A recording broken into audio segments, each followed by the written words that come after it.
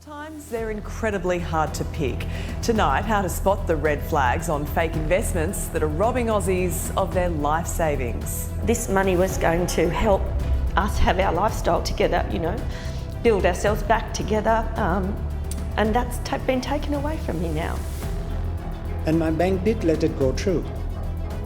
And then the next day, I deposited 100,000. How on earth could they allow 10 payments going to two different banks and completely new payees for $222,000?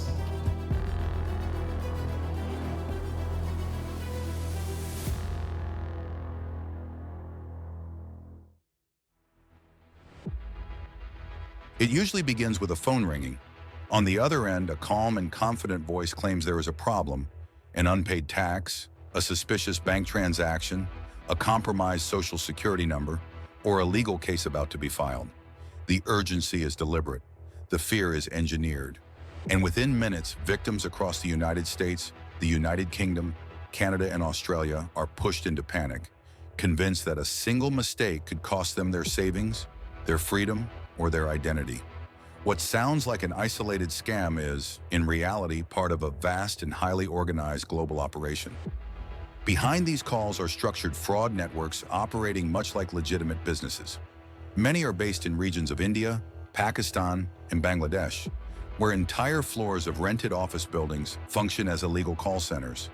These spaces are equipped with VoIP systems, spoofing software, lead databases, and scripted playbooks. New recruits are trained to sound professional, authoritative, and empathetic. They learn accents, timing, emotional pressure techniques, and how to guide victims step by step toward compliance.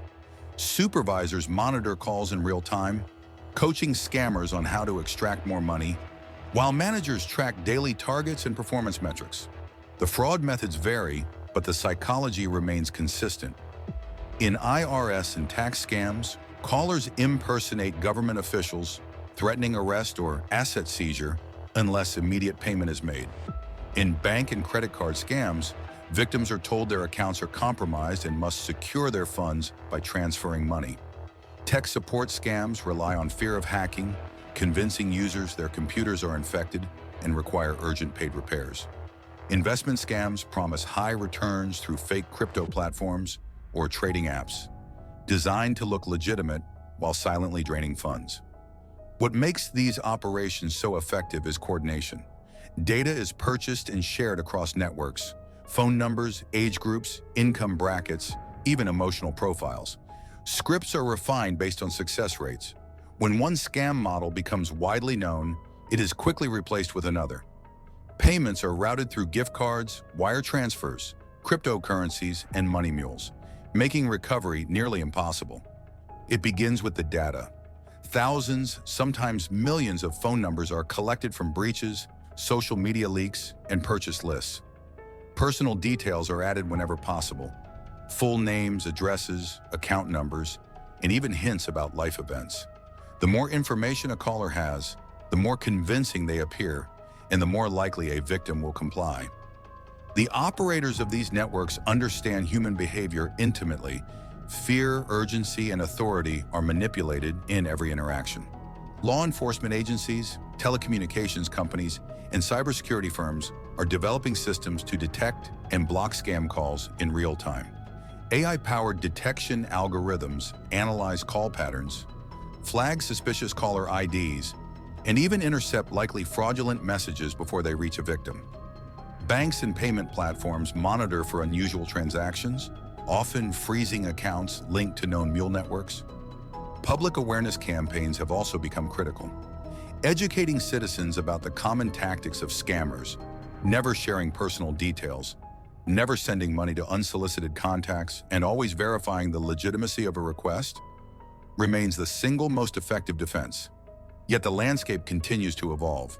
AI-generated voices, deepfake technology, and real-time speech synthesis now allow scammers to impersonate anyone, including relatives or government officials. Cryptocurrency provides near-instant, untraceable payment options. Scammers adapt quickly, creating new scripts, targeting different demographics, and constantly refining their techniques. Awareness alone cannot solve the problem. It requires vigilance, technological solutions, cross-border cooperation, and personal caution. So what can a person do when the phone rings? The first step is skepticism. No government agency, financial institution, or legitimate company will demand immediate payment or threaten arrest over a call. Hang up, verify the information independently, and report suspicious activity. Never share one-time codes, account passwords, or personal identifiers. If someone asks for secrecy or insists on immediate action, it is a red flag. Talking openly about these experiences with friends, family, and community networks breaks the isolation that scammers exploit. Beyond individual action, governments are collaborating internationally to disrupt these networks. Law enforcement agencies from different countries share intelligence and coordinate raids on call centers. Regulatory bodies are imposing stricter requirements on telecommunications providers to block suspicious traffic. Financial institutions are implementing transaction monitoring systems to detect unusual patterns. These efforts, combined with public awareness, gradually increase the cost and risk for criminals, making it harder to operate at scale. Even with these measures, the threat is persistent. Scam operations are agile, resilient, and adaptive. But each report, each block number, and each educated victim weakens their effectiveness. By understanding the structure, tactics, and motivations behind these calls, individuals are empowered to protect themselves.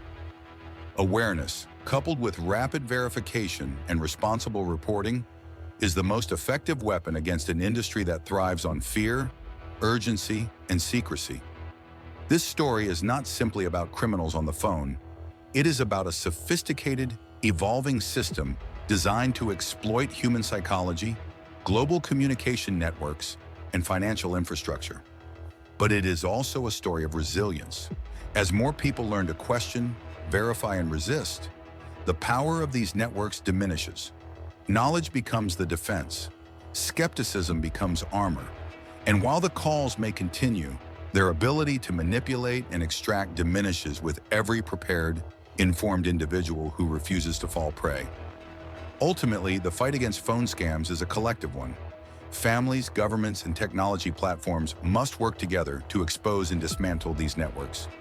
Every step taken to educate, every safeguard implemented, every report filed contributes to a future where a ringing phone can once again be an opportunity, not a threat. In a world connected by instant communication, vigilance and awareness are the keys to ensuring that trust, not fear, defines our interactions.